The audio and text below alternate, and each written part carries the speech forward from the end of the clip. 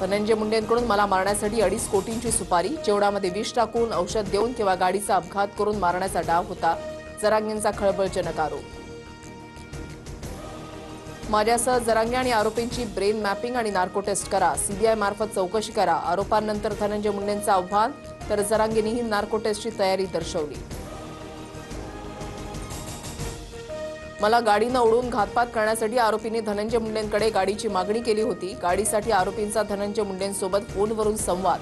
पत्रकार परिषदेत audio clip ऐकवत जरांगेंचा दावा. आजकाल एआयनं काहीही करता येतं. माझ्यावरील आरोप खोटे. जरांगेंना हे महागात पडणार. धनंजय मुंडेंचा इशारा. जरांगेंना मारण्यासाठी दादा गरडला. धनंजय मुंडेंनी 5 लाख दिले. करुणा मुंडेंचा आरोप. जरांगेंसह माझ्या विरोधातही कट कारस्थान रचलं. नार्को टेस्ट करा. करुणा मुंडेंची मागणी.